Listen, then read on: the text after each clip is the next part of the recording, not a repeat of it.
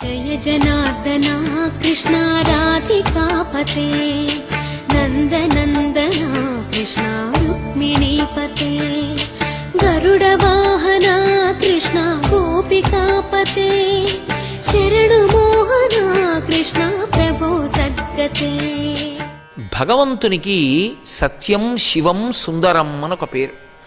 ఆయన రాశీభూతమైనటువంటి ఘనమైనటువంటి సౌందర్య రాశి. ఆయన ఏ రూపంలో ఉండనివ్వండి మహాందగాడు. అది మనసులని చూరగొనడంలో ఉంటుంది ఆ శక్తి. అది కేవలముగా అందము నాకే అని నేను అన్నాను అనుకోండి, మీకు కాకపోవచ్చు. మీరు చూడండి, అందము అని నేను అన్నాను అనుకోండి, అది నాకు అందమైనది మీకు అందం ఎప్పుడూ కాకపోవచ్చు.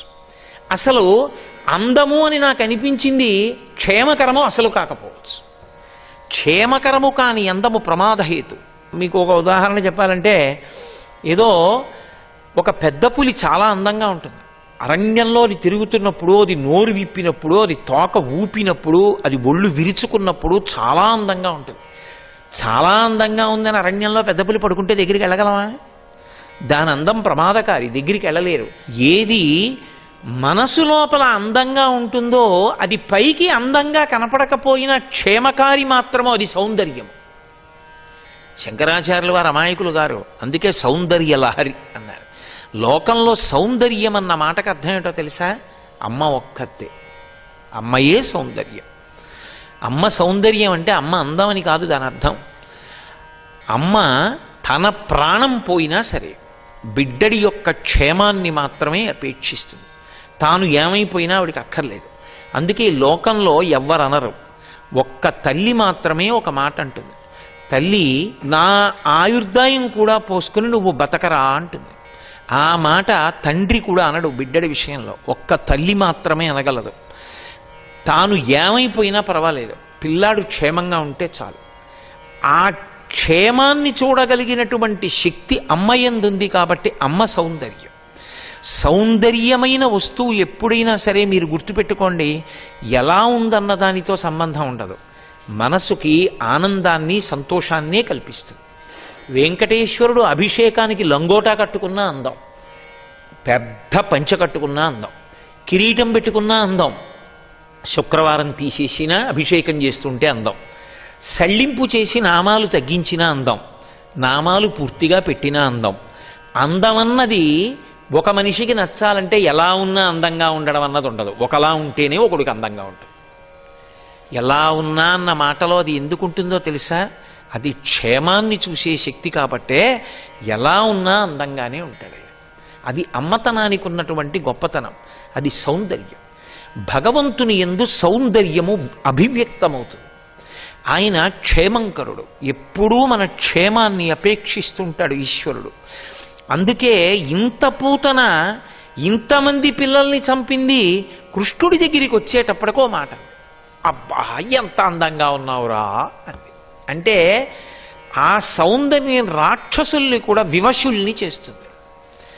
అది దానికి ఉన్నట్టు. అసలు నేను మీతో ఒక మాట చెప్పగలగాలి అంటే, మనసుకు ముప్పిరి కొనేటట్టు చెయ్యగలిగినది, మనసు మీద ముద్ర పడిపోయేది, మనిషికి సంతోషాన్ని కల్పించేది బాహ్యమునందు ఆడంబరానికి తగిలించుకున్న అందం వల్ల రాదు. దేనివల్ల వస్తుంది అంటే లోపల ఉన్నటువంటి సద్గుణముల వలన వస్తుంది. ఆవిడంది కృష్ణుణ్ణి చూసి, నాచనుబాలొకగుక్కెడు ఓ చిన్ని కుమార త్రాగు మొయ్యన పిదపన్ని చెలువ మెరుగవచ్చును నా చెలువము సఫలమగును నలినదలాక్ష అంది.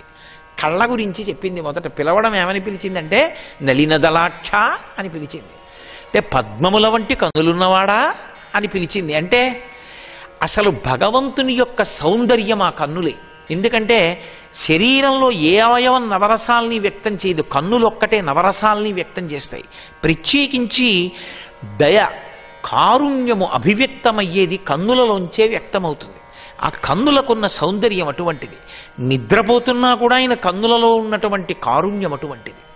అందుకే నలినదలాక్ష అని పిలిచి, ఎంత అందంగా ఉన్నావురా అని, నాచనుబాలొక గుర్కెడు ఓ చిన్ని కుమార త్రాగు మొయ్యన పిదపన్ని చెలువ మెరుగవచ్చును. రాక్షసీ బుద్ధి ఉంది కదా లోపల. ఇంత అందమైన వేషం ఎందుకు కట్టానో తెలుసా? ఈ అందం నిలబడకూడదని. ఏది? నా చనుబాలు ఒక్క గుక్కెడు తాగు, ఆ తర్వాత ఈ నీ అందం చూడొచ్చు, నా అందానికి సార్థక్యం నువ్వు తెలుసుకోవచ్చు. అంటే నేను ఇంత అందగత్తెని కాను, నేను ఇలా ఎందుకున్నానంటే నువ్వు ఇలా బ్రతికుండకుండా ఉండడానికి, నిన్ను చంపడానికి వచ్చాను. నా ప్రజ్ఞ ఆవిష్కృతమవుతుంది, నీ అందం గతి తప్పిపోయి నల్లపడిపోవడంలో, బిగిసిపోవడంలో తెలుస్తుంది. ఏది? తాగు ఒక గుక్కడు అంది. పసిపిల్లవాడు కదా, ఆయనకి అర్థం అవుతుందా? ఆయనకి అర్థం అవ్వాలని కాదు, భగవంతుణ్ణి చూసినప్పుడు రాక్షసీ గుణములున్న వాళ్ళు కూడా ఏదో ఒక స్తోత్రం చెయ్యకుండా ఉండలేరు. అది ఈశ్వరుని యొక్క ప్రజ్ఞ. అందుకే నళినదళాక్ష అని ఆయన సౌందర్యాన్ని స్తుతించింది. తీసి ఒళ్ళో పెట్టుకుంటోంది. గబగబా పరిగెత్తుకొచ్చారు. అక్కడే ఉన్నారు ఆ బలరాముని తల్లి, కృష్ణ పరమాత్మ యొక్క యశోద కదా తల్లిగా ఉంది ఇప్పుడు, అందుకని యశోద, ఇద్దరు రోహిణి పరిగెత్తుకొచ్చారు. అయ్యో అయ్యో అయ్యో, అతను మా పిల్లవాడమ్మా, యశోద యొక్క స్తన్యము నుండి స్రవించిన పాలు తాగుతాడు తప్ప ఇలా లోకంలో ఉన్న అందరి స్త్రీల పాలు తాగడు, విడిచిపెట్టు విడిచిపెట్టు అంటున్నారు. ఆమె గబగబా పిల్లవాణ్ణి సంహరించాలని తన యొక్క కంచుకొమను పైకెత్తి స్తన్యమును కృష్ణ పరమాత్మ యొక్క నోటిలో ఉంచింది. ఆయనెంత తమాషా చేస్తాడు, ఆయనేం చటుక్కుని చంపడు. ఆయన పసిపిల్లవాడు గాఢ నిద్రలో ఉండగా అమ్మ నిద్ర లేపేసింది అనుకోండి, ఏదో తొందరగా వెళ్ళాలి ఎక్కడో శుభకార్యానికి, మళ్ళీ గంట పోయే వరకు పాలివ్వడానికి ఉండదు పిల్లాడికి. ఒరే కొంచెం పాలిచ్చేసి వచ్చేస్తానని పరమ ప్రేమతో పాలిచ్చే అమ్మ ఇచ్చేటప్పుడు అంత నిద్రపోతున్నవాడు ఎలా లేస్తాడో అలాగే లేచాడు కృష్ణుడు కూడా.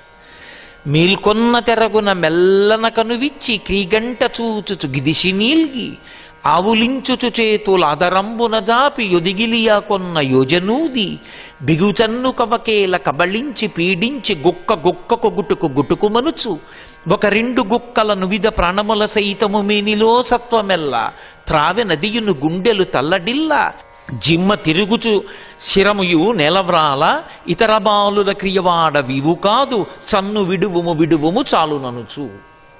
ఎంత అద్భుతమైనటువంటి ప్రత్యక్ష ప్రసారం చేశారంటే పోతన గారు, మేల్కొన్న తరగున మెల్లన కనువిచ్చి క్రీగంట చూచుచు గిదిసి నీల్గి. ఆ చిన్ని కృష్ణుడు మంచి గాఢ నిద్రలో ఉండగా అమ్మే పాలివ్వడానికి వస్తే ఎలా నిద్రలేస్తాడో అలా ఎంతో కష్టం మీద కనురెప్పలు విప్పినట్టుగా ఇలా విప్పి చూసి మళ్ళీ ఇలా కళ్ళు మూసుకుని ఆ చిన్ని బోషునోరు విప్పి ఆవలించి ఇలా ఒళ్ళు విరుచుకున్నట్టుగా ఒళ్ళు విరుచుకుని అమ్మ కనపడేటప్పటికి ఆదరంతో చెయ్యెత్తి అమ్మ గుండెల మీద వేసినట్టుగా చెయ్యెత్తి ఆ పూతన యొక్క స్తన్యం మీద వేసి ఒక్కసారి ఆదరమ్మున గిదిసి నీల్గి ఆవులించుచు చేతుల ఆదరంబున చాపి ఒదిగిలి యాకొన్న యోజనూది బిగిచన్ను కవకేళ కబళించి పీడించి గుక్క గుక్కకు గుటుకు గుటుకు మనుచు. పసిపిల్లలు పాలు తాగేటప్పుడు గుటుక్కు గుటుక్కుమని శబ్దం కూడా వినపడుతుంటుంది. అలా గుటుక్కు గుటుక్కుమని ఆ స్తన్యాన్ని పట్టుకొని పూతనా స్తన్యము నుండి 2 గుటకలు వేశాడు.